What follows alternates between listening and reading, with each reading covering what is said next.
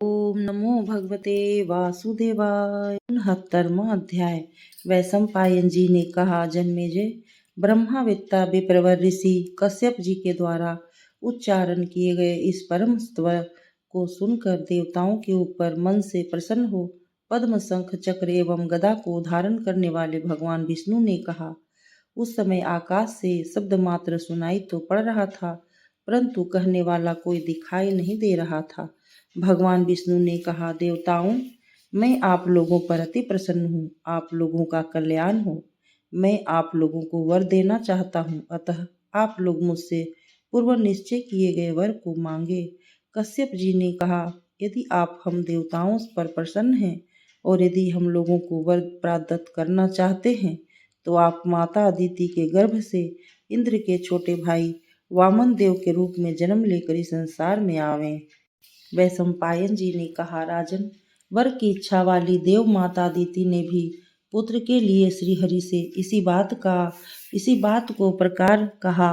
सभी देवताओं के कल्याण के लिए पुत्र की कामना वाली मैं भी आपसे यही याचना करती हूँ कि आप मेरे गर्भ द्वारा पुत्र रूप में प्रकट हो। देवताओं ने कहा, श्रीहरि, आप हमारे भ्राता, भर्ता, दाता और आश्रय हैं। आप जब देव माता अदिति के पुत्र होंगे, तब इंद्र सहित संपूर्ण देवता पद का भार वहन कर सकेंगे। इसलिए आप देवताओं के मनोरथ को पूर्ण करने के लिए माता अदिति एवं कश्यप के पुत्र हो जाइए।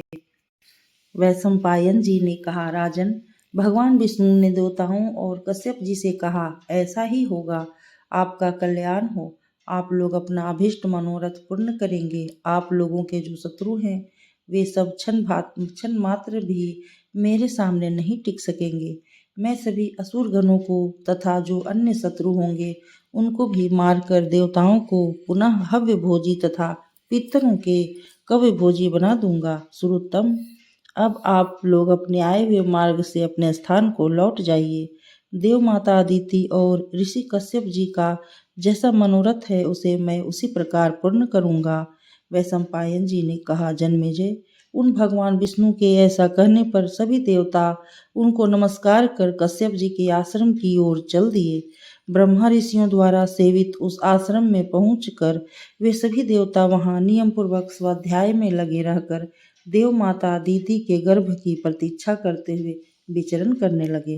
देव माता अदिति ने अति तेजस्वी गर्भ धारण किया, जिसमें संपूर्ण प्राणियों की आत्मा परमात्मा श्री विष्णु का ही निवास था।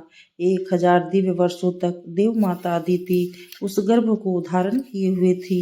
1000 वर्ष पूर्ण होने पर कश्यप पत्नी देवी अदिति ने देवताओं को शरण देने वाले एवं असुरों का नाश करने वाले लक्ष्मीपति भगवान विष्णु को पुत्र के रूप में जन्म दिया। गर्भ में आते ही तीनों लोकों के तेज को हरण करने वाले भगवान विष्णु ने उसी क्षण समस्त देवताओं की रक्षा करनी आरंभ कर दी।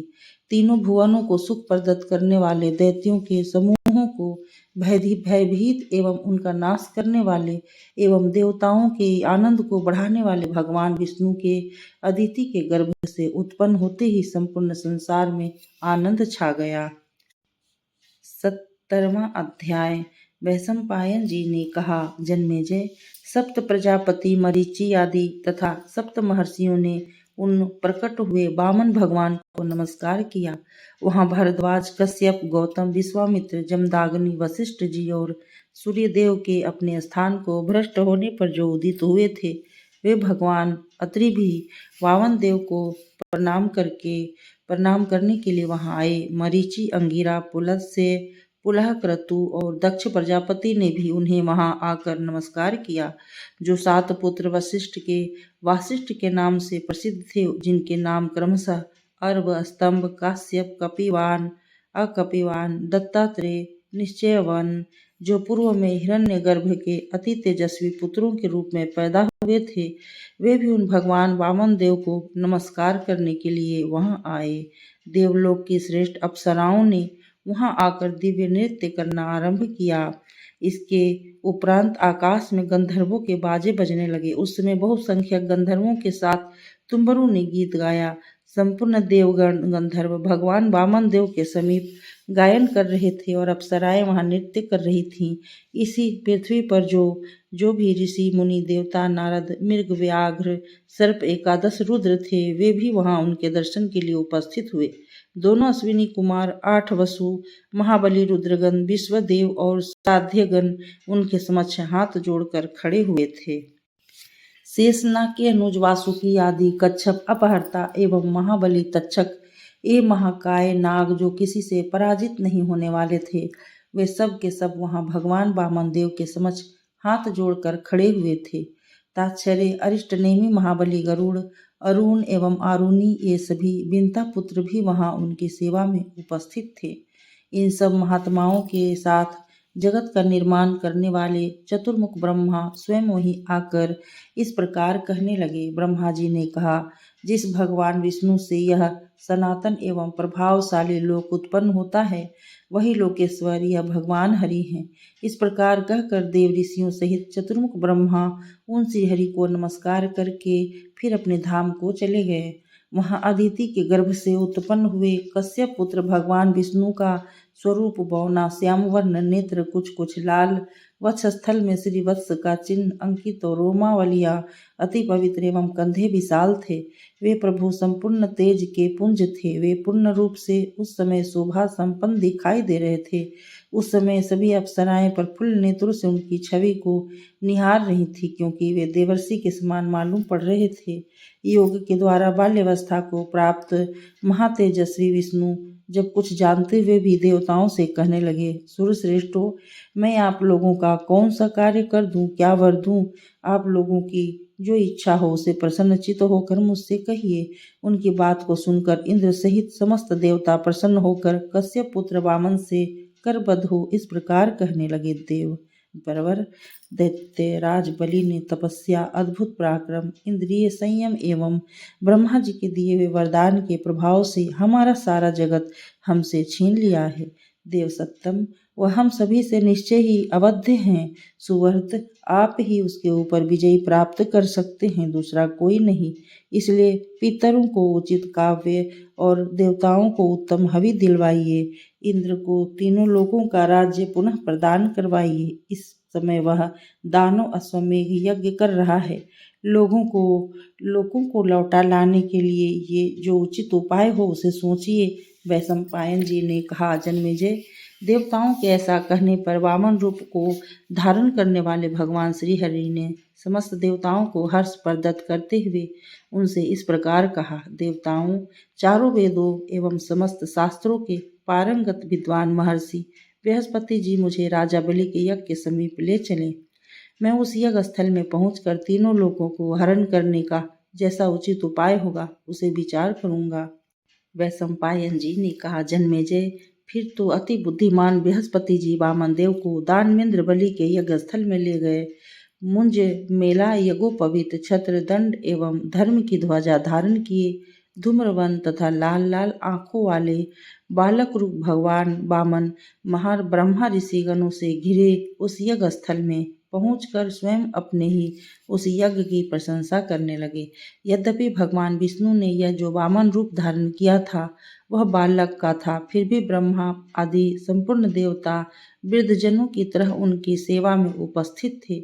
जिनका स्वरूप अद्वितीय है, वे वामन दानवराज विरोचन पुत्र बलि के यज्ञ मंडप में गए। संग्राम की सामग्रियों से आच्छादित दैत्यों से यज्ञ स्थल का द्वार पूर्णतः सुरक्षित था, तथापि दानवों से भरे हुए उस यज्ञ मंडप के द्वार के भीतर से वे सहसा प्रवेश कर गए।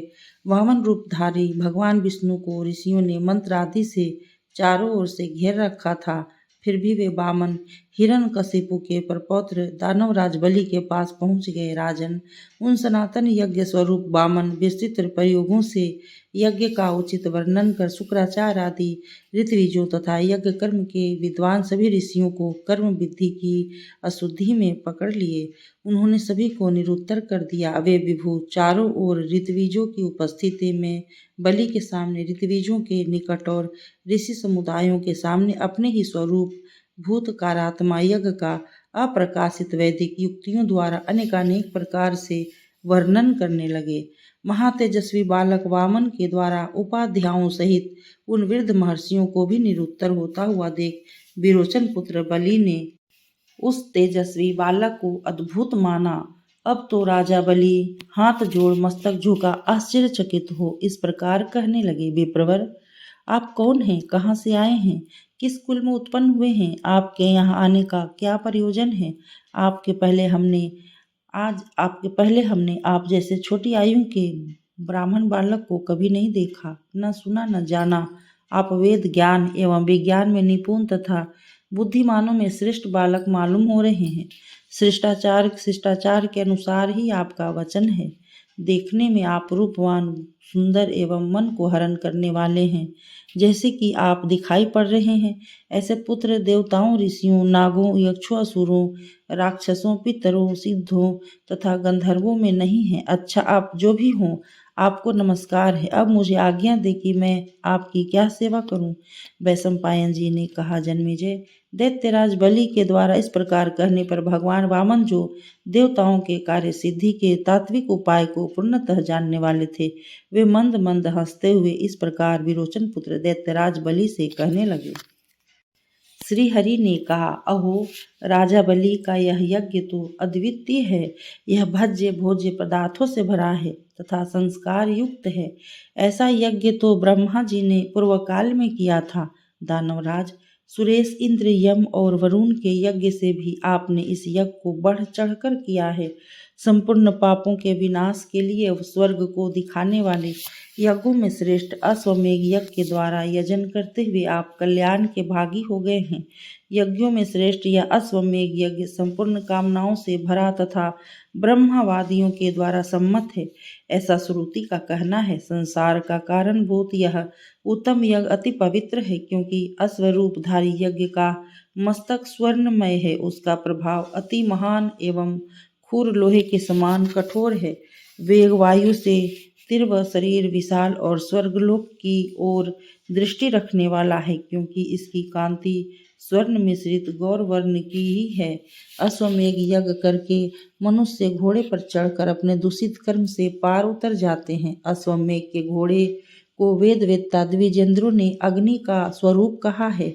जैसे सभी आश्रमों में गृहस्थाश्रम श्रेष्ठ है, जैसे मनुष्यों में ब्राह्मण श्रेष्ठ है, उसी प्रकार जैसे आप असुरों में श्रेष्ठ हैं, वैसे ही यह अश्वमेघ यज्ञ स्रोत यज्ञों में श्रेष्ठ है। वैशंपायन जी ने कहा, जन्मेजय, भगवान वामन के द्वारा कहे गए इन वचनों को सुनकर दैत्यपति बलि परम प्रसन्नता से युक्त हो कहने लगे, ब्राह्मण श्रेष्ठ, आप किसके पुत्र हैं?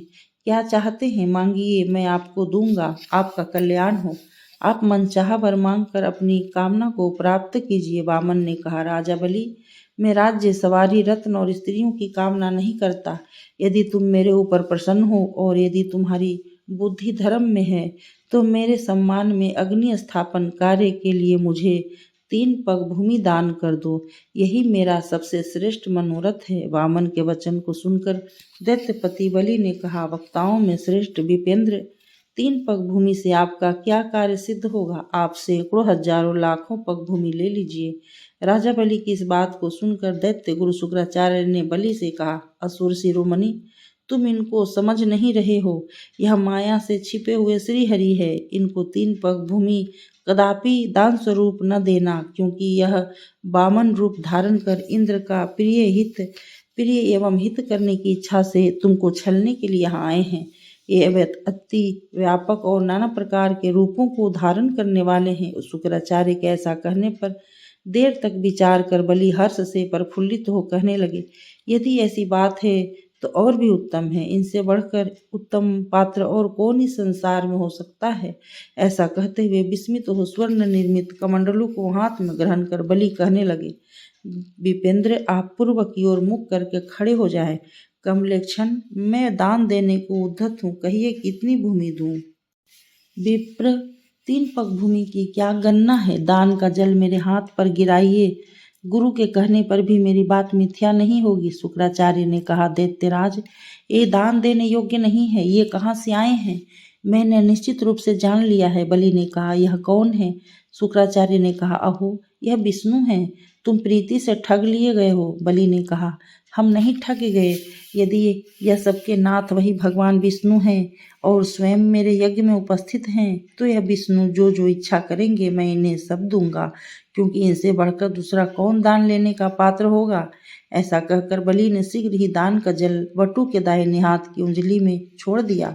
वैशंपायन जी ने कहा, जन्मेजय, वामन के वचन को सुनकर विरोचन पुत्र दैत्येंद्र अरिसूदन बलि कृष्ण मृग चर्म ओढ़कर और ऐसा ही हो कहकर जल भरे कमंडलू को उठाया। तब वामन भगवान ने असुरेंद्र बलि का सर्वस्व अपहरण करने की इच्छा से दैत्यों के विनाशक हाथ को शीघ्र ही दान देने के लिए पसार दिया। पश्चिम मुख किए बलि ने प्रसन्न मन से दान की कामना से जल को ज्यों ही वामन के हाथ में देना चाहा, तब उसके पितामह प्रहलाद ने उसे मना कर दिया। आसुरी संपदा के हरण करने की इच्छा वाले उन महात्मा हरि के अभूतपूर्व अचिंतनीय रूप को देखकर आकार को समझने वाले प्रहलाद बलि के आगे आकर खड़े हो गए और कहने लगे, बलि, तुम वामन रूपधारी वटु के हाथ में दान का जल मत प्रदान करो। यह वही हैं जिन्होंने पहले तुम्हारे पति पितामह को मार डाला है। यह श्रीहरि तुम्हें छलने के लिए यहाँ आए हैं। बलि ने कहा, पितामह, तब तो यज्ञ में दीक्षित मेरे द्वारा इन्हें दान देना ही चाहिए, क्योंकि सभी पर अनुग्रह करने वाले जगत के ऐसे स्वामी विष्णु को, जो ब्रह्मा से भी श्रेष्ठ पात्र है, हम लोग कहाँ पावेंगे। अतः मैं इन्हीं को दान दूंगा। बलि असुर गणों के मध्य ऐसा कहकर उन वामन देव के लिए 3 पग भूमि दान देने का उद्यत हुआ। प्रहलाद ने फिर कहा, पौत्र, इस विप्र के लिए तुम दान न दो। मैं इन्हें विप्र का बालक नहीं मानता हूँ। ब्राह्मण ऐसे नहीं होते हैं। मैं इनके रूप से जान लिया कि यह नरसिंह ही पुनः वामन रूप में आए हैं। अमित तेजस्वी प्रहलाद के ऐसा कहने पर मानो प्रहलाद की निंदा करते हुए बलि ने कहा, पितामह, हमको दान दो। ऐसा कहकर जो याचना करता है और जो दान देने की क्षमता वाला दान नहीं देता है, इन दोनों को मनुष्यों के अंदर अलक्ष्मी का अंश प्रविष्ट हो जाता है। जो प्रतिज्ञा करके विप्र को दान नहीं देता है, वह पापी नरक को जाता है। अतः मैं अलक्ष्मी से भयभीत होकर भी इन्हें पृथ्वी दान करूंगा। अब इनसे बढ़कर कौन ब्राह्मण दान लेने वाला मिलेगा?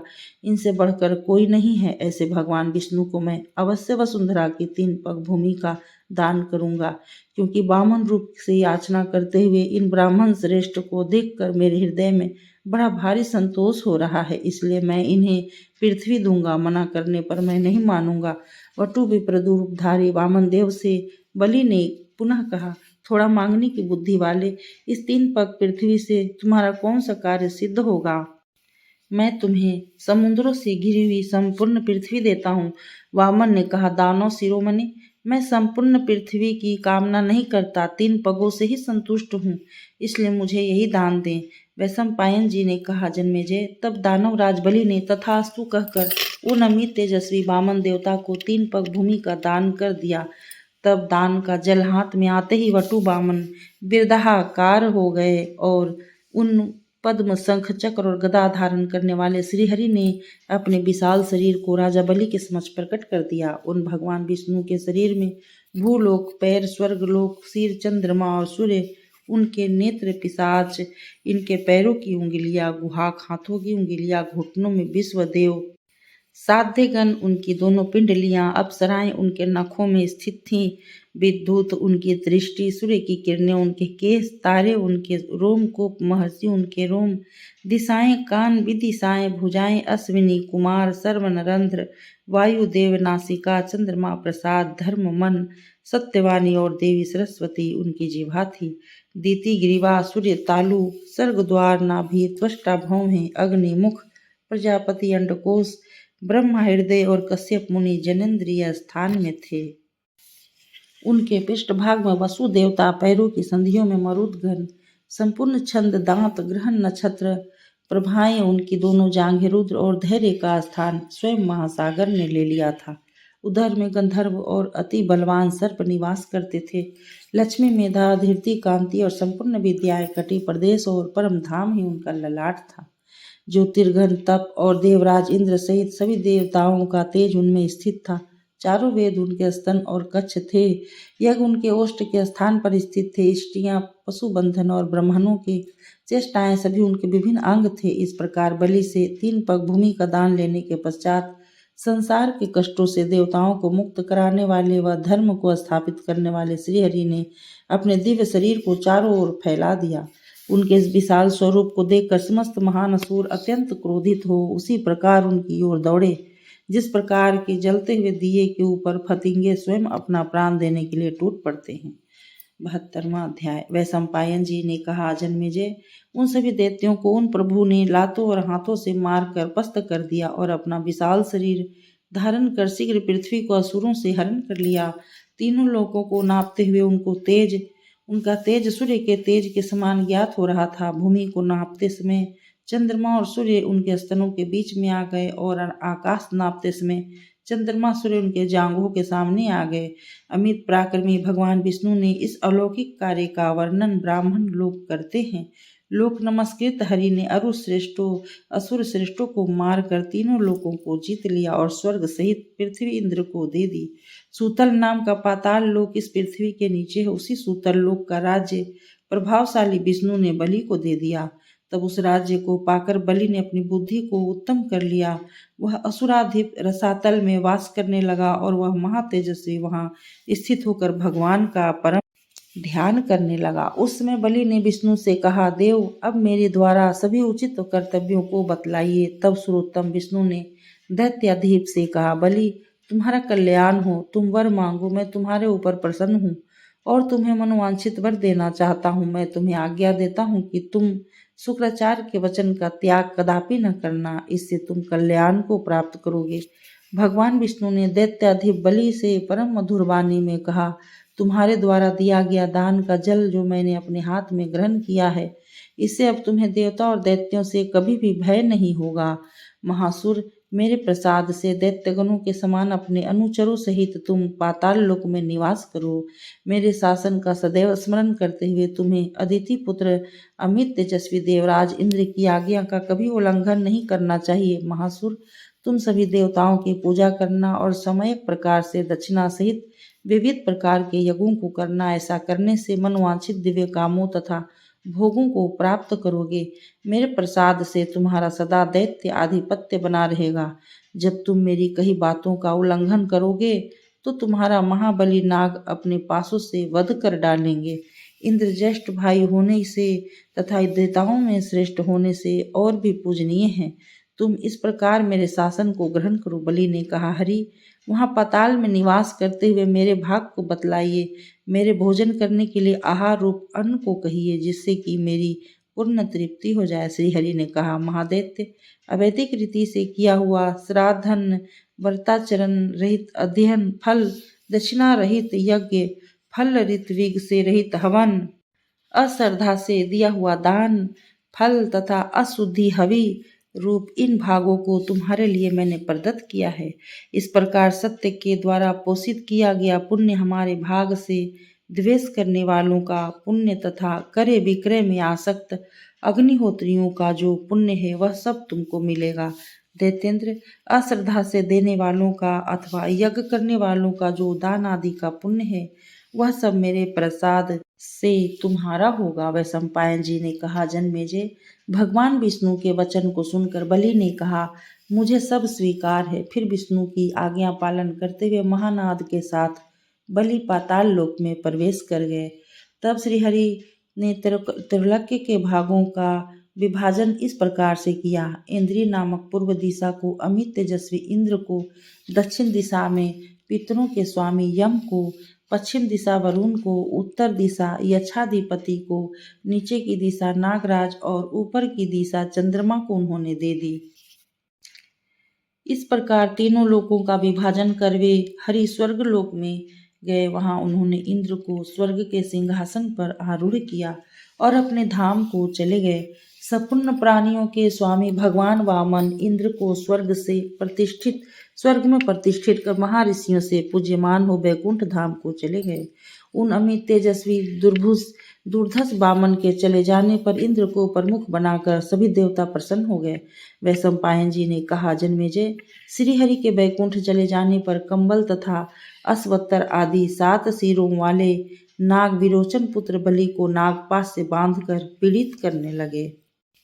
अपनी इच्छा से घूमते हुए देव ऋषि नारद बलि के पास पहुंच गए। दानव श्रेष्ठ बलि को इस कष्टमय अवस्था में देखकर नाग बंधन से दुख से पीड़ित हुए बलि से नारद जी ने कहा, मैं तुम्हारे मोक्ष का एक उपाय बता रहा हूँ। तुम विशुद्ध अंतरात्मा से उन्हीं भगवान में चित्त लगाकर तन्मय हो उस स्तोत्र का पाठ करो। ऐसा करने से शीघ्र ही मुक्त हो जाओगे। फिर तो विरोचन पुत्र बलि ने मन को एकाग्र कर हाथ जोड़ पवित्र तथा सावधान हो नारद जी से मोक्ष विंशक स्तोत्र का अध्ययन किया। जिन विष्णु ने पृथ्वी का वाराह रूप में उद्धार किया था वह उनको जपने लगा। अनंतपति अक्षय महात्मा जलेशय देव पद्मनाभ विष्णु के लिए नमस्कार है। भगवान 7 सूर्य के समान तेजस्वी शरीर धारण कर तीनों लोकों को आपने नाप लिया। आप काल के भी काल हैं। आप अपने कहे उस सत्य वचन से मुझे बंधन से मुक्त कीजिए आदि। फिर तो गरुड़ आदि ने हरि को प्रसन्न किया और कहा, हरे आप बलि को बंधन से मुक्त कीजिए। इसके बाद भगवान हरि ने नागहंता पक्षीराज गरुड़ को आदेश दिया कि बलि को बंधन से मुक्त कर दो।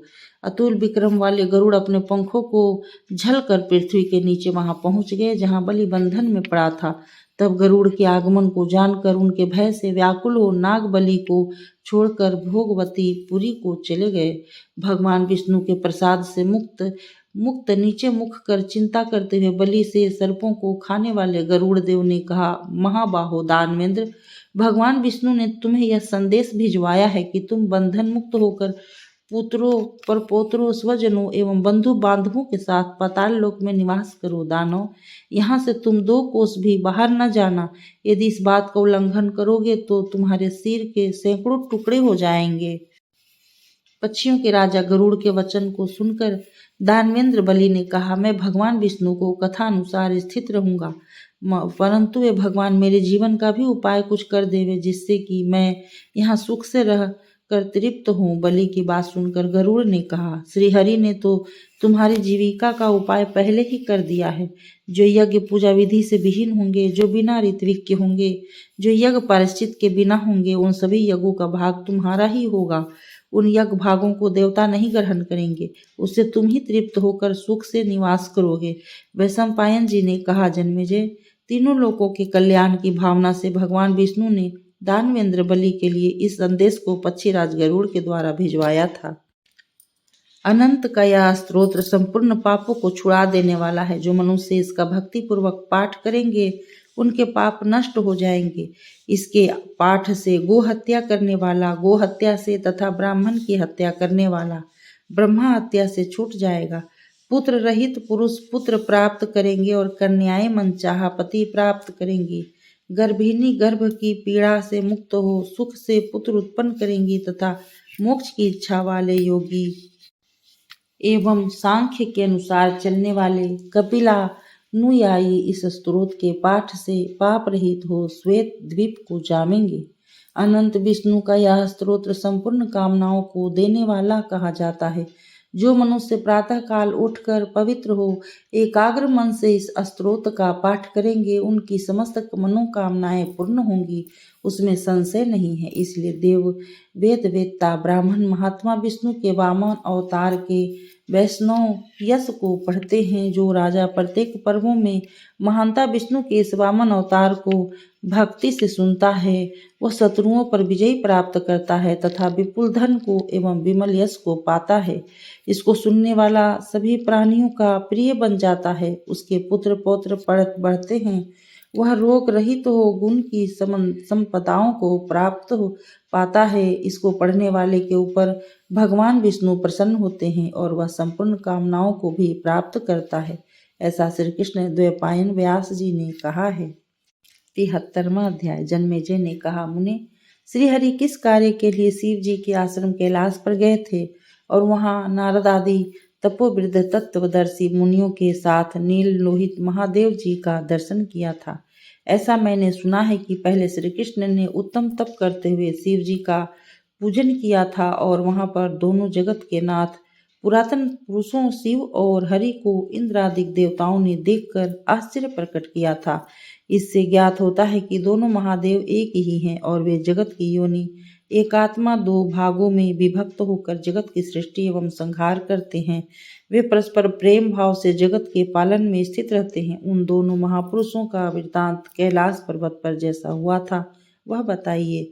साधु शिरोमणि, दोनों पुरुषोत्तमों को देखकर ऋषियों ने क्या सोचा था वह सब विस्तार से कहिए। वैशंपायन जी ने कहा, राजन, जिस प्रकार श्री कृष्ण कैलाश पर्वत पर गए और उन्होंने वहां शिव जी का दर्शन किया था, जिस प्रकार से उन्होंने वहां तप किया एवं जैसे मुनि लोग वहां गए और जिस प्रकार उन दोनों देवताओं का वृत्तांत घटित हुआ, वह सब सावधान चित्त होकर श्रवण करो।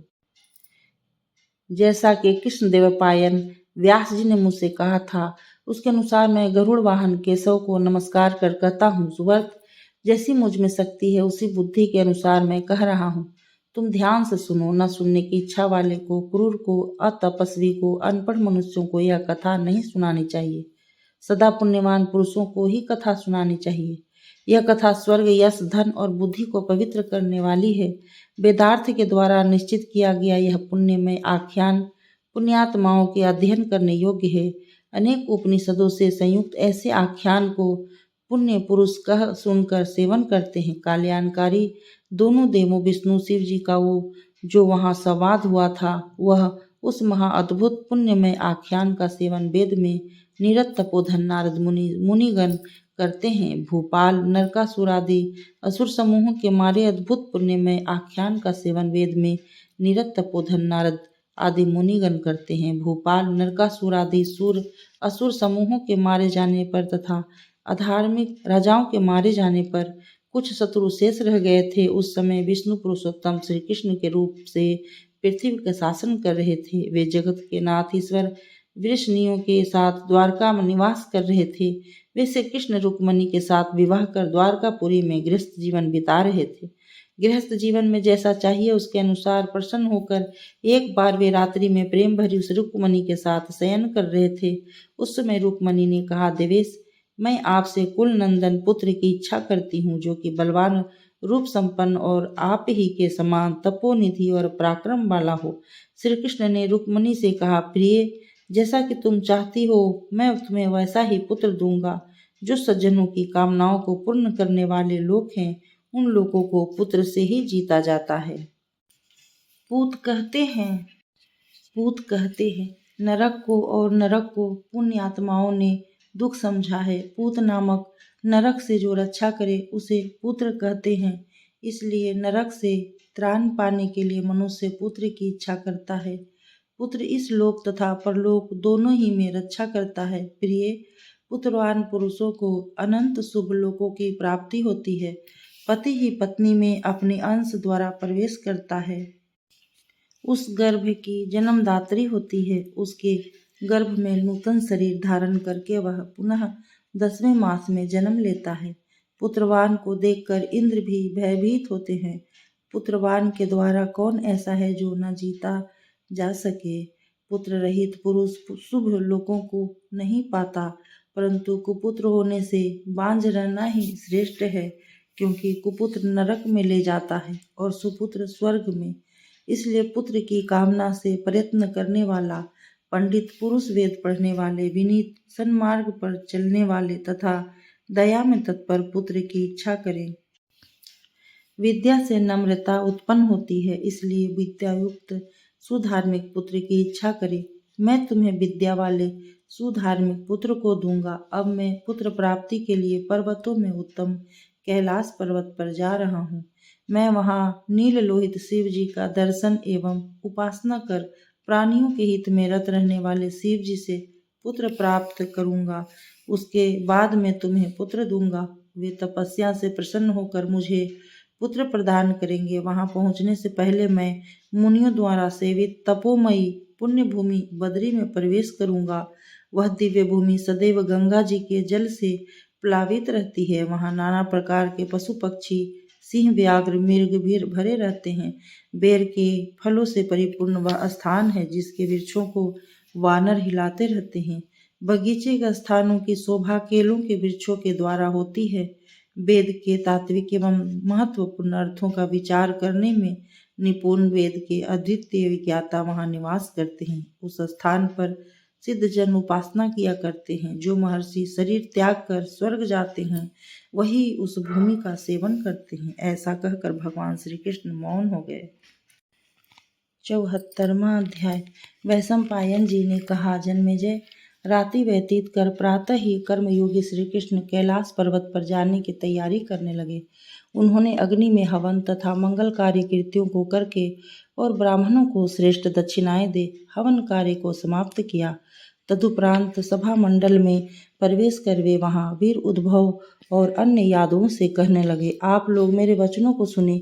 इस समय भौमासुर का एक मित्र वीर राजा उत्पन्न हुआ है। वह मुझसे निरंतर द्वेष कर रहा है। उसका नाम पौंड्रक है। इस समय वह बलवानों का मुखिया बन रहा है। वह द्रोणाचार्य का शिष्य है और बलवान भी है। ब्रह्मास्त्र का ज्ञाता होते हुए वह पुण्यशाली एवं शास्त्रों का ज्ञाता व नीतिमान है। सभी दुष्टों का साक्षात मुखिया मुझे नीचा दिखाने में प्रयत्नशील है। वह युद्ध से प्रेम रखने वाला परशुराम के समान दूसरा योद्धा है। वह सदा मेरे ऊपर दोष लगाया करता है। वह हम सभी का शत्रु है। यदि वह मौका पा जाएगा तो मेरे द्वारकापुरी को नष्ट कर डालेगा। राजवंशियों, पुंडरक देश का राजा बलवान पुंडरक थोड़े प्रयास से वश में आने योग्य नहीं है। इसलिए आप लोग धनुषों को धारण कर सावधान रहें, जिससे कि यादवों की द्वारकापुरी को वह राजा बाधा न पहुंचा सके। यदुगणों, मैं किसी कारणवश कैलाश पर्वत को जा रहा हूँ। वहां मैं शिव जी का दर्शन करूंगा। जब तक कि मेरे यहाँ आगमन न हो तब तक आप लोग सावधान होकर रहें। यदि वह पौंड्रक इस बात को जान लेगा कि द्वारकापुरी मुझ श्री कृष्ण से रहित है तो वह राजेंद्र पौंड्रक इस पुरी में आ जाएगा और युद्ध करने लगेगा। वह इस पुरी को यादवों से रहित कर सकता है, ऐसा मेरा विश्वास है। इसलिए आप लोग अपने अपने शस्त्रों को ग्रहण कर सजग रहें। पुरी के बड़े बड़े फाटकों को बंद कर यत्न पूर्वक पुरी की रक्षा करें। नगर से बाहर आने जाने के लिए एक ही महाद्वार खोले रहें। जो बाहर जाना चाहे वे राजा की मुद्रा लेकर ही जावें। जिसके पास राज मुद्रा न हो वह नगर में प्रविष्ट न करने पाए। जब तक मैं वापस लौट कर नहीं आता हूँ तब तक इसी प्रकार की व्यवस्था होनी चाहिए। इस मध्य शिकार खेलना निषेध कर दिया जाए। नगर से बाहर जाकर क्रीड़ा आदि कदापि न की जाए। आवागमन के समय सदा अपने और पराये की पहचान की जाए। जब तक मेरा मथुरापुरी में आना न हो तब तक इसी प्रकार की व्यवस्था होनी चाहिए। सभी यादवों से ऐसा कहकर 16 कलाओं से पूर्ण कर्मयोगी श्री कृष्ण फिर सातयिकी से इस प्रकार कहने लगे। 75वां अध्याय। श्री कृष्ण ने कहा, योद्धाओं में श्रेष्ठ सात्यकी, मेरे वचन को सुनिए। आप खड्ग गदा तथा धनुष बाण ले कवच पहनकर सजग हो जाएं और यत्न से बहुत राजाओं की आश्रयभूता द्वारकापुरी की रक्षा करें। यदु वृषभ, आप रात्रि जागरण में ही व्यतीत कीजिएगा। वृषनिरक्षक, आप शास्त्रों के विद्वानों की टीका टिप्पणी न कीजिएगा और न वादियों से विवाद कीजिएगा। आप योद्धा हैं, बली हैं, ज्ञानी हैं और धनुर्वेद नाम वेद के भी अद्वितीय ज्ञाता हैं। वीर, आपको वैसा ही कार्य करना चाहिए जिससे कि यह द्वारकापुरी हास्य के योग्य न हो। सात्यकी ने कहा, जनार्दन, अपनी शक्ति के अनुसार मैं आपके वचनों का पालन करूंगा। जब तक आपका आगमन नहीं होगा तब तक मैं सावधानी से रहूंगा और बलराम जी के भृत्य की भांति उनके कथन अनुसार पुरी की रक्षा करता रहूंगा। गोविंद, यदि मेरे ऊपर आपकी प्रसन्नता है तो रण में शत्रुओं को जीत लेना कोई दुस्साध्य बात नहीं है। यदि आपकी कृपा बनी रही तो मैं इंद्र, यम, कुबेर और वरुण इन सभी को युद्ध में जीत लूंगा। नृपोत्तम, पौंड्रक की क्या बात है। मधुसूदन, आप जाइए और अपना कार्य कीजिए। मैं पुरी की रक्षा में निरंतर सावधान रहूंगा। इसके बाद श्री कृष्ण ने उद्भव से कहा, उद्भव, आप भी मेरे वचन को सुने और करें। आप प्रयत्नशील होकर नीति से द्वारकापुरी की रक्षा करिएगा। राजन, आप सदैव सावधान होकर यहाँ हम लोगों की सहायता करते रहें। इस बात को कहते हुए मुझे इस समय लज्जा उत्पन्न हो रही है, क्योंकि आप सभी विद्या पारंगतों के नेता हैं। आप जैसे विद्वान के सामने कौन बुद्धिमान बोल सकता है। जो कार्य करना चाहिए अथवा जो नहीं करना चाहिए उन सभी बातों को आप जान रहे हैं। इसलिए प्रभु, कुछ न कहकर मैं चुप हो रहा हूँ। उद्धव ने कहा, प्रभु, आप ये हमारे प्रति कैसा बर्ताव कर रहे हैं। ये आपकी बातें कैसी हो रही है। अहो, यह तो मेरे लिए प्रसन्नता की बात है कि आपकी प्रीति मेरे ऊपर ऐसी है। केशव, मैं आपके प्रसाद के प्रताप को जानता हूँ। जिसके ऊपर आप प्रसन्न होते हैं उसमें कौन सी विशेषता नहीं है। प्रधान रूप से संपूर्ण जगत के आप ही सृष्टि पालन तथा संहार करता है। आप ध्याता ध्यान करने योग्य, ऐसा ब्रह्मवादी लोग कहते हैं। आप देव शत्रुओं को जीतने वाले और स्वर्गवासियों के आप ही रक्षक हैं। विद्वान पुरुष आपको ही प्रणाम करते हैं, ऐसा लोगों का मत है, क्योंकि सारा ज्ञान आप ही में निहित है। वैशंपायन जी ने कहा, नृपश्रेष्ठ, इस प्रकार की बातें कहकर नीतिमानों में श्रेष्ठ उद्धव जी चुप हो गए।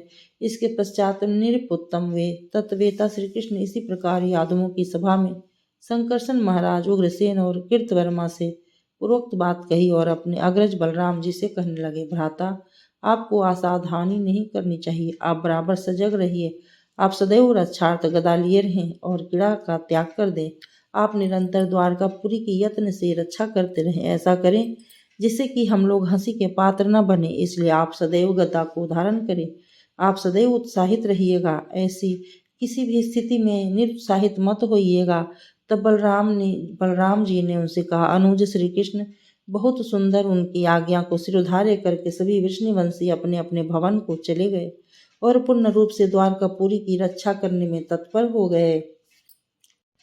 तदुपरांत कर्मयोगी एवं संसार के स्वामी श्री कृष्ण ने पर्वतों में श्रेष्ठ कैलाश पर्वत को जाने का विचार किया। 76वां अध्याय। वैशंपायन जी ने कहा, जन्मेजय, श्री कृष्ण अपने मन में गरुड़ की चिंता करने लगे कि गरुड़ शीघ्र आओ। तब पक्षीराज गरुड़ वहां आ पहुंचे, जिन्हें वेद की राशि माना गया है। वे बलवान, पराक्रमी योगी और शास्त्रकारों के नेता है। उनके समक्ष उपस्थित हो गए। उस समय वे जानुओं के बल पृथ्वी पर गिर पड़े और यह कहने लगे, जगतपते, आपके लिए नमस्कार है। तब श्री कृष्ण गरुड़ की पीठ पर अपने हाथों से स्पर्श कर कहने लगे, तुम्हारा स्वागत है। मैं इस समय त्रिशूलधारी त्रिनयन शिव जी का दर्शन करना चाहता हूँ, इसलिए कैलाश पर्वत पर जाने की इच्छा है। गरुड़ ने कहा, अच्छा चलिए। तब जनार्दन गरुड़ की पीठ पर चढ़कर समीप में उपस्थित यादवों से कहने लगे, आप लोग सतर्कता से रहिए। इसके बाद श्री कृष्ण गरुड़ की पीठ पर बैठकर पूर्वोत्तर दिशा की ओर चल पड़े और गरुड़ अपने पंखों के शब्द से तीनों लोगों को कंपायमान करने लगे। वे श्री कृष्ण को ले जाते हुए अपने पैरों से सागर को और पंखों से पर्वतों को क्षुभित करने लगे। उस समय गंधर्वों के साथ देवता आकाश में स्थित होते हुए अपनी दृष्टि इष्टवाणियों से पुंडरीकाक्ष श्री कृष्ण की स्तुति कर रहे थे। स्तुति रूपी वाक्यों को सुनते ही श्री कृष्ण देवताओं और वेद पारंगत मुनियों के साथ वहां चले गए, जहाँ पूर्व काल में संसार की वृद्धि करने वाले साक्षात भगवान हरि ने संसार के हित की कामना से अत्यंत कठोर तप 10,000 वर्षों तक किया था। जगदीश्वर विष्णु ने अत्यंत कठोर तप करके वहां अपने आप को नर और नारायण नाम से विख्यात 2 स्वरूपों में अभिव्यक्त किया था, जिसके मध्य भाग में सरित श्रेष्ठ गंगा वेग से बहती रहती है और जहाँ पर वेदार्थ के तत्व को जानने वाले वित्रासुर को मारकर ब्रह्मा हत्या का विनाश करने के लिए इंद्र ने 10,000 वर्ष तक तप किया था। जहाँ भगवान जनार्दन का ध्यान करने से ही सिद्ध पुरुषों को सिद्धि प्राप्त हुई। रणभूमि में लोक को रुदन कराने वाले रावण का वध करके श्री राम ने इंद्र द्वारा पालित हुई शास्त्राज्ञा का पालन करने की इच्छा से जहाँ कठिन तपस्या की थी, जहाँ पर देवता और मुनिगण भी तपस्या कर सिद्धि को प्राप्त होते हैं, जहाँ जगत के नाथ साक्षात केशव निवास करते हैं, जहाँ पर मुनिगणों के साथ यज्ञ होते रहते हैं, जिस बद्रिकाश्रम की तपोभूमि के स्मरण मात्र से मनुष्य स्वर्ग को चले जाते हैं। श्रेष्ठ मुनि जिस पुण्यमय स्वर्ग की सीढ़ी की इच्छा करते हैं, निरुपोत्तम, जहाँ जाकर शत्रु भी मित्र बन जाते हैं, जो पुण्यशीलों और धर्माताओं का स्थान कहा गया है, जहाँ भगवान विष्णु की आराधना कर देवताओं ने भी स्वर्ग प्राप्त कर लिया था। इस क्षेत्र को मात्सर्य रहित ऋषियों ने सिद्ध क्षेत्र कहा है। उस अति विशाला बद्री का दर्शन करने के लिए सायंकाल तत्वदर्शी मुनियों एवं देवताओं के साथ वहां के अत्यंत पवित्र ऋषि मुनियों से सेवित तपोवन में प्रवेश किया। सभी और अग्निहोत्र की ज्वाला प्रज्वलित हो चुकी थी, गवें दुही जा रही थी। उसी बेला में देवताओं के साथ श्री कृष्ण ने वहां प्रवेश किया। बद्रिकाश्रम के मध्य भाग में प्रवेश करके श्री कृष्ण गरुड़ से उतरकर देवताओं सहित वहां खड़े हो गए। 77वां अध्याय। वैशंपायन जी ने कहा, जन्मेजय, इसके बाद श्री कृष्ण को उपस्थित हुआ देखकर मुनिगण अग्निहोत्र को समाप्त कर तथा श्रेष्ठ अतिथियों का पूजन कर उनके स्थान के लिए चल पड़े। श्री कृष्ण के देखते देखते सभी तपस्वी हाथ जोड़कर उनसे कहने लगे, प्रभु हम लोग क्या करें, हम लोगों का क्या कर्तव्य है। यदि हम लोगों में कोई दोष आ गया हो तो उसे आप कहें। देवताओं के साथ ऋषिगण ने, श्री कृष्ण ने भी उन तपस्वियों की यथा योग्य स्वागत सामग्रियों को स्वीकार कर कहा, मुनिवरों आप लोगों ने सब कुछ कर लिया है, आप लोगों का उत्तम तप बढ़ता रहे। इस प्रकार कहते हुए श्री कृष्ण उन गरुड़ के साथ प्रसन्न हो रात्रि काल के आसन पर आसीन हो गए। उसके बाद उन्होंने मुनियों का कुशल पूछा, फिर अग्निहोत्र के विषय में, तपस्या के विषय में, सेवकों के विषय में सभी और कुशल समाचार पूछा। इस प्रकार उनके रहन सहन आदि के बारे में उन्होंने पूछा। तब श्री कृष्ण के आगे वे तपस्वी कहने लगे, प्रभु सर्वत्र सब प्रकार का कुशल मंगल है। तत्पश्चात सभी देवताओं और श्री कृष्ण का यत्न पूर्वक तपस्वियों ने निवार फल तथा मूलों से आतिथ्य सत्कार किया।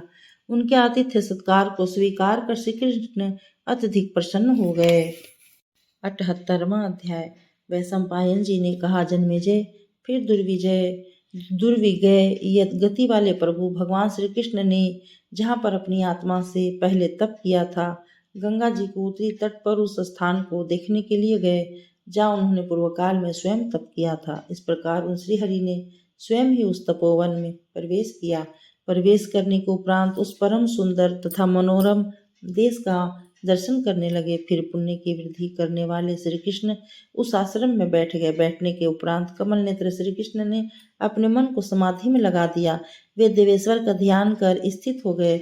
निवात दीपक की भांति देवगुरु हरि के समाधि में एक चित हो जाने पर वहां चारों ओर से महाभयंकर शब्द होने लगा। राजन, चिंघाड़ते हुए हाथियों का शब्द तथा महावत से क्षुभित हुए समुद्र की भांति जगह जगह से तीनों लोगों को विशेष त्रास देने वाले शब्द उस रात्रि में वहां होने लगे। कोई कह रहा था कि इन हिरणों के पीछे जाओ, भगवान श्रीहरि के प्रसाद से इन सबको पुनः वापस ले आओ। अरे यह भगवान विष्णु श्री कृष्ण ही है जो इधर बैठे हैं। माधव आपको प्रणाम है। इस रात्रि इसी प्रकार का कोलाहल चारों ओर होने लगा। चारों ओर सिंह और हिरणों की गर्जना सुनाई देने लगी। इस प्रकार के कोलाहल को सुनकर समाधि में संलग्न श्री कृष्ण की समाधि टूट गई। वे सोचने लगे, यह कैसा महान कोलाहल हो रहा है। इस प्रकार कि मेरी स्तुति से युक्त किसका शब्द हो रहा है। मन ही मन ऐसा विचार कर सभी देवताओं की इच्छा सभी दिशाओं की ओर देखते हुए उस महान कोलाहल का कारण जानने के लिए वे वहां सावधान होकर बैठ गए। राजन, बहुत से मृग दौड़ते हुए वहां चले आए जहाँ की केशव बैठे थे। उनका पीछा करने वाला शिकारी भी वहां आ गए। वे मृग श्री कृष्ण को घेर कर चारों ओर खड़े हो गए। मैं ऐसा सुनता हूँ कि विकृत आकार वाली काली तथा भय से रोंगटे खड़ी कर देने वाली पुत्रवती पिशाचनियां भी वहां जहाँ केशव थे वहां आ गई और वहां इधर उधर कुत्तों का भी समूह विचरण करने लगा। तब भगवान श्री कृष्ण इन सबों से अपने को घिरा देखकर परम विस्मय को प्राप्त होकर बैठे बैठे यह सब देखते रहे। यह किसका शब्द है, ये किसके आदमी यहाँ आए, क्यों आए हैं और कौन इस समय मेरी स्तुति कर रहा है। आज मेरे प्रसन्न होने पर किसको अति दुर्लभ मुक्ति प्राप्त होगी। इस प्रकार श्री कृष्ण साधारण मनुष्य के तुल्य सोच विचार करते हुए आश्चर्यचकित हो वहां बैठे रहे। 79वां अध्याय। वैशंपायन जी ने कहा, जन्मेजय इसके पश्चात महाभयंकर लंबे आकृति के दो पिशाच ऐसे प्रकट हुए जिनके मुख टेढ़े मेढ़े, रोमे पीले रंग के, जिह्वाएं लंबी, हनुभाग, विशाल बाल, लंबे लंबे आंखें डरावनी थी। वे हा हा हा हा ऐसा शब्द करते हुए मांस के लोथड़ों का भक्षण कर बहुत सा रुधिर पी रहे थे। अपने सभी अंगों में अतड़ियां लपेटे थे। उनके उदर लंबे और पीठ में सटे थे। वे लंबे और बड़े नुकीले त्रिशूल को लिए मुंडों की माला पहने हुए थे। राजन, वे जगह जगह पर बाहुओं से मुर्दों के समूह को खींचते हुए अपनी पिशाच जाति के समान हंसी से हंस रहे थे। वे बहुत प्रकार की पैशाची बोलियां बोलते हुए अपनी छाती और पैरों से धक्का देकर वृक्षों को कपा रहे थे। वे जीभ से अपने होठों को चाट रहे थे और दांतों को कटकटा रहे थे। वे बार बार कब विष्णु दिखाई पड़ेंगे, इस समय वे कहाँ बैठे हैं, ऐसा कह रहे थे। इस दुख के मूल संसार की औषधि सर्वथा शंख चक्र गदा पद्म को धारण करने वाले हरि ही हैं।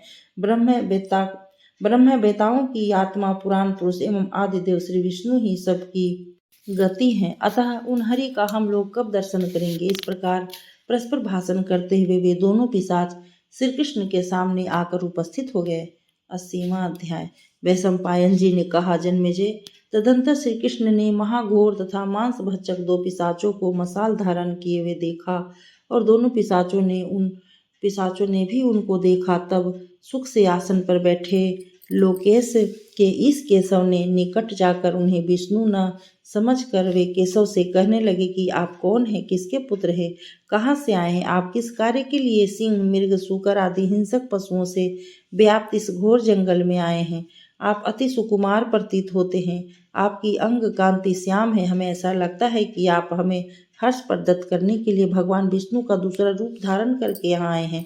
आप देवता, यक्ष, गंधर्व, किन्नर, इंद्र, कुबेर, यम या वरुण हैं जो इस अति भयंकर वन में मन को ध्यान अवस्था में लगाकर अकेले ही बैठे हैं। मानो आप हमें अर्थात रूप से अपना परिचय बताइए, क्योंकि हम आपके परिचय को जानना चाहते हैं। इस प्रकार दोनों पिशाचों द्वारा पूछे जाने पर श्रेष्ठ पराक्रमी श्री कृष्ण ने कहा, मैं क्षत्रिय हूँ, प्रकृतिस्थ मनुष्य मुझको यदुवंश में उत्पन्न तथा छात्र धर्म का पालन करने वाले कहते हैं। मैं लोगों को पालन करने वाला और दुष्टों का सर्वथा दंड देने वाला हूँ। मैं उमापति महादेव का दर्शन करने के लिए कैलाश जाना चाहता हूँ। यही मेरा परिचय है। अब तुम दोनों बताओ कि कौन हो, तुम दोनों यहाँ किस प्रयोजन से आए हो। यह शिकार करने की वन स्थली नहीं है, इसलिए यहाँ मृगों को नहीं मारना चाहिए। मैं इस देश का रक्षक हूँ, इसमें संशय नहीं है। जो इन बातों का उल्लंघन करेगा उसे मैं यत्नपूर्वक रोकते हुए दंड दूंगा। यह बड़ी भारी सेना किसकी है, इसके आगे मत जाना। वहाँ ऋषि लोग रहते हैं, सभी लोग यहीं रुक जाए और सुखपूर्वक वार्तालाप करें, अन्यथा मैं बल द्वारा ही रोकूंगा। वैशंपायन जी ने कहा, राजन, इस प्रकार पूछे जाने पर उन दोनों पिशाचों ने श्री कृष्ण के प्रश्न का उत्तर देना आरंभ किया। उन दोनों में एक पिशाच अति भयंकर एवं विशाल भुजाओं से युक्त था। उसके मन में जैसी बात थी उसी को वह बताने लगा। पिशाच कहने लगा, अच्छा बताता हूँ, श्रवण कीजिए और अपने हृदय को एकाग्र कर लीजिए। मैं इस संसार के नाथ श्री हरि को प्रणाम कर सारा वृत्तांत जैसा है वैसा यथार्थ रूप से कह रहा हूँ। यदि आप श्रवण करना चाहते हैं तो सावधान चित्त से श्रवण करें। मैं घंटाकरण नामक पिशाच हूँ। मैं मांस खाने वाला, विकृत एवं साक्षात मृत्यु के समान हूँ। मैं रुद्र के मित्र कुबेर का अनुचर हूँ और यह मेरा छोटा भाई है। मैं यमराज का भी यमराज हूँ। मैं हरि की पूजा के लिए यहाँ शिकार कर रहा हूँ। मेरी ही यह सेना है और मेरे ही यह स्वानगण है। मैं प्राणियों से सेवित महापर्वत कैलाश से आया हूँ। पाप कर्म करने से मैं पिशाच हो गया हूँ। भगवान विष्णु का नाम मेरे कानों में प्रवेश न करे, इसलिए कर्णों में मैं निरंतर घंटा बांधे रहता था। कैलाश पर्वत पर जाकर उन वृषभ ध्वज महादेव की आराधना कर उनकी निरंतर मैं स्तुति करने लगा। इसके पश्चात शिव जी प्रसन्न होकर मुझसे कहने लगे कि वर मांगो। तब मैंने वहाँ महादेव के निकट अपनी मुक्ति के लिए प्रार्थना की। तब मुझसे त्रिलोचन ने कहा कि सभी को मुक्ति देने वाले तो एकमात्र भगवान विष्णु ही हैं, इसमें संशय नहीं है। इसलिए बद्रीवन जाकर वहाँ जनार्दन की आराधना कर नारायणाश्रम में गोविंद से मुक्ति प्राप्त करो। देवाधिदेव त्रिशूलधारी महादेव के द्वारा ऐसा कहने पर मैंने इस बात को जाना और गरुड़ ध्वज गोविंद को ही परम देव मानकर उनसे मुक्ति की प्रार्थना करने के लिए मैं इस देश में आया हूँ। यदि आपको कौतूहल है तो मेरे दूसरे कार्य को भी सुनिए।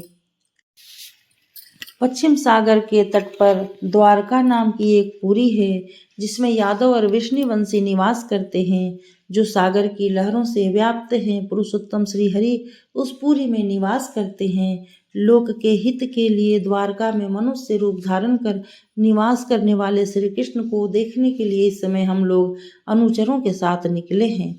आज ही हम लोग सर्वेश्वर साक्षात विष्णु को देखना चाहते हैं। जगत की योनि जनार्दन देवहरि को देखने के लिए इस समय हम लोग उद्यत हैं, जो अविनाशी एवं वेदांत द्वारा संस्थापित है। ऐसे उन ईश्वर को देखने के लिए हम लोग उद्यत हैं। मानव हम लोगों का यही विष्णु दर्शन रूपी नियम है। अब हम लोग दूसरी ओर जा रहे हैं। आप भी स्वेच्छा से जहाँ जाना हो जाओ, अब और कुछ विचार नहीं करना चाहिए। रात्रि आधी हो गई। ऐसा कहकर उस विकृत मुख वाले पिशाच ने उसी जगह समीप में इच्छानुसार बहुत से मांस का भक्षण कर रक्तपान किया। तदुपरांत जल का आचमन करके वहीं पार्श्व भाग में अपनी साधना सामग्री रख दी और अतड़ियों का महाभयंकर विशाल पास की विशाल भी वहीं समीप में डाल दिया। इसके पश्चात कुशा से युक्त आसन बिछाकर उसकी शुद्धि के लिए जल छिड़का और अपनी सभी कुत्तों को बड़े प्रयत्न से दूर हटाया। फिर सुखासन पर बैठकर वह कुत्तों को पालने वाला पिशाच समाधि के लिए यत्न करने लगा। उस समय वह भयानक पिशाच एकाग्रचित हो भक्त वत्सल भगवान केशव को नमस्कार करते हैं। ओम नमो भगवते वासुदेवाय। इस मंत्र को उच्चारण करने के पश्चात इस स्तोत्र का पाठ करने लगा। चक्र धारण करने वाले वासुदेव आपको नमस्कार है। प्रभावशाली भगवान विष्णु के लिए नमस्कार है। केशव, आपके कीर्तन से मेरा मन शुद्ध हो जाए। गोपते, आपके स्मरण से इस प्रकार का भयंकर और घृणित पिशाच का मेरा जन्म अब न हो, मैं देवदूत हो जाऊं। विभो, मेरी यही प्रार्थना है कि आपके चक्र के प्रहार से यह मेरा पैशाचिक शरीर नष्ट हो जाए और फिर मेरा संसार में जन्म न हो। आप याचना करने वालों के लिए कल्प वृक्ष के समान हैं और सदा सभी कामनाओं के दाता हैं। यदि मेरा पुनः जन्म हो तो जहाँ जहाँ मेरा जन्म हो वहाँ वहाँ आप मेरे हृदय में विराजमान रहें। देवेश, यह मेरी श्रेष्ठ प्रार्थना इसी प्रकार बनी रहे।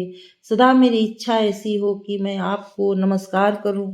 ऐसा कहता हुआ वह पिशाच आदि पुरुष केशव का ध्यान करने लगा। जैसे वायु रहित स्थान पर दीपक निश्चल रहता है, वैसे ही निश्चल हुआ वह नासिका के अग्रभाग को देखकर सनातन ब्रह्मा ओम का पाठ करने लगा। उस पिशाच ने प्रणव ओम को वाचक मानकर और परब्रह्मा परमात्मा को उसका वाच्यार्थ निश्चित करके अपने हृदय को एकाग्र रखते हुए उसे भगवान हरि ने पूर्ण रूपेण समर्पित कर दिया।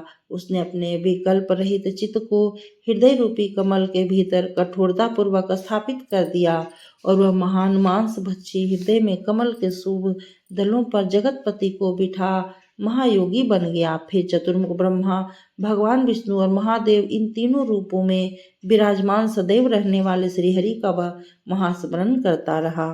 81वां अध्याय। वैशंपायन जी ने कहा, जन्मेजय, तदंतर उन भगवान श्री कृष्ण ने उस समय उस पिशाच की ओर देखा जो अपने आत्म स्वरूप श्रीहरि का ही चिंतन करने में संलग्न था। उस समय उन भगवान विष्णु ने सोचा कि इसके पुण्य संचय में क्या कारण है। उसके पुण्य कर्म के कारण के विषय में दीर्घ काल तक चिंतन करने के वे इस निष्कर्ष पर पहुंचे।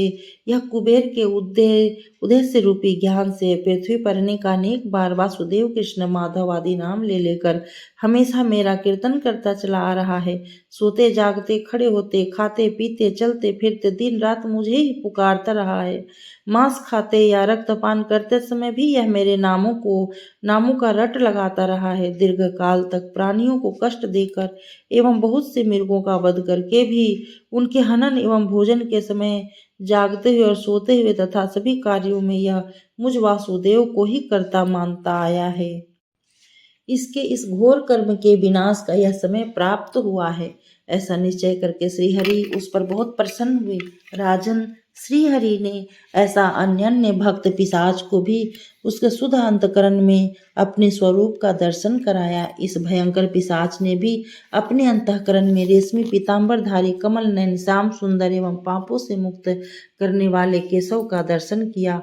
उस समय वे भगवान विष्णु हाथों में शंख चक्र गदा और पद्म लिए हुए थे। उनके गले में वरमाला, मस्तक पर किरीट तथा वक्षस्थल पर कौस्तुभ मणि शोभायमान हो रही थी। उनका हत प्रदेश श्रीवत्स की आभा से पूर्णतः आच्छादित हो रहा था। वे नील वर्ण के मेघ की भांति कमनीय कांति धारण कर गरुड़ की पीठ पर बैठे थे। उनके मुखारविंद से निकली हुई उनकी वाणी मंगलमयी थी और वे सभी जगह निवास करने वाले प्रभु निश्चल भाव से खड़े हुए थे। जिन भगवान विष्णु के आदि और अंत को देव और असुरों का समूह भी नहीं जान पाया, ऐसे भगवान विष्णु ने उस पिशाच पर प्रसन्न हो गए। उसने अपने हृदय के भीतर प्रकट हुए भगवान विष्णु का अनेक बार दर्शन किया और आंख खोले बिना ही अपने आप को वह पिशाच धन्य मानने लगा। पिशाच ने कहा, मेरा जन्म लेना सफल हो गया, क्योंकि मेरी अज्ञानमयी आंखें खुल गई और इंद्रियां भी मेरे वशीभूत हो गई। इन हरि का स्मरण होने पर मैं ऐसा समझता हूँ कि प्रायः मेरा मन जीत लिया गया। अब मैं पूर्ण रूप से प्रसन्न हो गया हूँ, क्योंकि अब इन पिशाचों से भी मेरा संबंध विच्छेद हो गया। यह जो मेरा सगा छोटा भाई है, वह भी श्रीहरि का अनन्य भक्त है, इसलिए समय अनुसार यह भी मुक्त होकर उनका सायुज्य प्राप्त कर ही लेगा। ऐसा विचार कर उस पिशाच ने अपने हाथों का पास काट डाला और कर्मानुसार प्राणों को उन्मुक्त करके सभी दिशाओं की ओर दृष्टि डालते हुए अपने शरीर को सुगम करके उसके अंदर सुखपूर्वक प्रवेश कर गया। 82वां अध्याय। वैशंपायन जी ने कहा, जन्मेजय, मांसभक्षी पिशाच ने समाधि में जिस प्रकार से श्रीहरि को देखा था, जिन्हें विविध नामों से युक्त विश्वात्मा एवं संसार का कर्ता कहा गया है, वे सनातन परमात्मा यही हैं जो वाराह रूप में प्रकट हुए थे। इन्होंने नरसिंह अवतार लेकर हिरण्यकशिपु का वध किया तथा वामन अवतार लेकर बलि से 3 पग भूमि का दान लिया। जिन जनार्दन की इच्छा से यह संपूर्ण संसार अपने अपने कर्मों में प्रवृत्त हुआ है और हो रहा है, वे यादवेश्वर श्री कृष्ण ही हैं, जिन्हें हम श्रीहरि कहते हैं, और वही मेरे पास आए हैं, जो भृगुकुल में उत्पन्न हो परशुराम जी का नाम से भी विख्यात हुए। तदंतर यही रघुकुल में उत्पन्न हुए और राम राम से विख्यात हुए। इन्हीं श्री राम ने समुद्र में सेतु बांधा और राक्षस राज रावण का वध किया।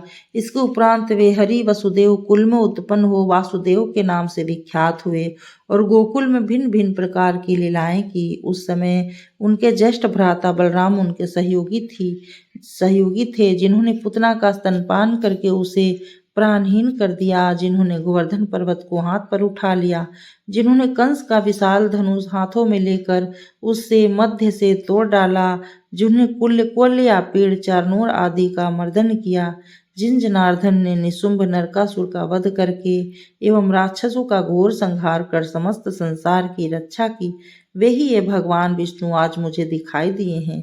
इनके दर्शन मात्र से मैं कृतार्थ हो गया और मुझे निसंदेह मोक्ष की प्राप्ति हो गई। मैं सर्वथा पुण्यात्मा हूँ। मैं इन्हें कौन सी वस्तु भेंट करके इनसे क्या कहूँ? श्री हरि, मैं आपकी क्या सेवा करूँ? जैसी आपकी इच्छा हो, आप आज आज्ञा देवे। वैशंपायन जी ने कहा, राजन, मांसभक्षी पिशाच ने ऐसा कहकर बड़ा भारी नाद किया। उस समय वह बार बार विकृत स्वर से हंसने लगा। श्री कृष्ण, केशव, आपको प्रणाम है, यह कहते हुए वह पिशाच उनके सामने नाचने लगा। 83वां अध्याय। वैशंपायन जी ने कहा, जन्मेजय, पुनः घोर अट्ठास और यथाशक्ति नृत्य करके वह पिशाच तत्काल ही एक मारे गए ब्राह्मण का शव ले आया। केशों से युक्त उस महाघोर मांस के 2 टुकड़े करके एक टुकड़े को लेकर उसने शुद्धता से जल से धोया। तदुपरांत उसे एक सुंदर पात्र में रखकर जनार्दन को नमस्कार करके वह हाथ जोड़कर यह कहने लगा, जगन्नाथ प्रभु, यह भक्ष्य आपके योग्य है, इसे आप स्वीकार कीजिए। आप जैसे प्रभु को भक्ति की यह भेंट संपूर्ण हृदय से स्वीकार करनी चाहिए। यह तत्काल मारा हुआ संस्कार संपन्न खाने योग्य ब्राह्मण का उत्तम शव है। शास्त्रों में हम पिशाचों के लिए इस प्रकार के भोजन का ही विधान है। इसलिए भगवान, यदि कोई दोष न हो तो आप इसे भक्षण करें। इसे भगवान श्री कृष्ण उस पर अति प्रसन्न हुए और कहने लगे, अहो, इसके हृदय में मेरे प्रति सर्वत्र स्नेह एवं करुणा व्याप्त है। ऐसा हृदय में विचार कर श्री कृष्ण ने उसे कहा, कच्चे मांस का भक्षण करने वाले पिशाच, सभी जगह इस मांस का ही उपयोग व्यर्थ है। इसे तुम ब्राह्मण का उत्तम शव बता रहे हो, वह मुझ जैसे लोगों के लिए स्पर्श करने योग्य भी नहीं है। धर्म की अभिलाषा रखने वाले जीवों के लिए ब्राह्मण सदैव पूजनीय है। घोर कर्म करने वाले पिशाच ही ब्राह्मण की हिंसा के लिए प्रयत्नशील रहते हैं। ब्राह्मणों की हिंसा कभी भी नहीं करनी चाहिए, क्योंकि वह नरक में ले जाती है। इसलिए यह शव मेरे लिए सर्वथा अस्पर्शीय है। मैं तुम्हारी भक्ति से अब अत्यधिक प्रसन्न हूँ, क्योंकि इससे हृदय निर्मल हो जाता है। मेरे नामों का सदैव कीर्तन करने से तुम्हारा अंतःकरण शुद्ध हो गया है, इसलिए मैं हृदय से तुम्हारे ऊपर अत्यधिक प्रसन्न हूँ। ऐसा कहकर भगवान विष्णु ने उस समय अपने कोमल हाथों से उस पिशाच के संपूर्ण अंगों का स्पर्श किया। ऐसा करके उन श्रीहरि ने उस समस्त पापों से मुक्त कर दिया। इसके बाद उस पिशाच का रूप कामदेव के समान सुंदर हो गया। उस समय साक्षात भगवान श्रीहरि के हाथ का कोमल स्पर्श पाकर उस पिशाच का रूप अद्वितीय हो गया। वैसा रूप कालांतर में भी किसी का न था और आज भी मुनियों को वैसा दिव्य शरीर प्राप्त नहीं होता है। उसके सिर पर लंबे लंबे घुंघराले केश शोभायमान होने लगे, भुजाएं बड़ी बड़ी और नेत्र सुंदर हो गए, उसका मुख चंद्रमा के तुल्य हो गया। तब भगवान श्री कृष्ण ने घंटा कर्ण से कहा, घंटा कर्ण, जब तक इंद्र रहेंगे तब तक तुम स्वर्गलोक में निवास करोगे। तुम्हारा कल्याण हो, तुम्हारे मन में जो इच्छा हो उसी के अनुसार वर मांगो, मैं तुम्हें सब कुछ प्रदत्त करना चाहता हूँ। घंटा कर्ण ने कहा, जनार्दन, हम यही चाहते हैं कि आपके प्रति हमारी अविचल भक्ति हो। यह सुनकर मधुसूदन ने कहा, ऐसा ही होगा। ऐसा कहते हुए श्री कृष्ण ने उसे मरे हुए ब्राह्मण को जीवित कर दिया। तब उस जीवित हुए ब्राह्मण ने उनकी प्रार्थना की। श्री कृष्ण ने ब्राह्मण का आदर सत्कार करके उसे विदा किया और उस स्थान से वहीं लौट गए जहाँ सिद्ध ऋषि मुनिगण अग्निहोत्र में रत थे। वह स्वर्ग लोक का अधिकारी घंटा कर्ण श्री कृष्ण की आज्ञा को प्राप्त कर स्वर्ग लोक को चला गया। इसलिए राजन, यदि आप अपने मन की पूर्ण रूपेण शुद्धि चाहते हैं तो सदैव इस प्रसंग का पाठ करते रहिए। जन्मेजय, इसका पाठ करने से निसंदेह आपका अंतःकरण निश्चय ही शुद्ध हो जाएगा। ओम नमो भगवते वासुदेवाय।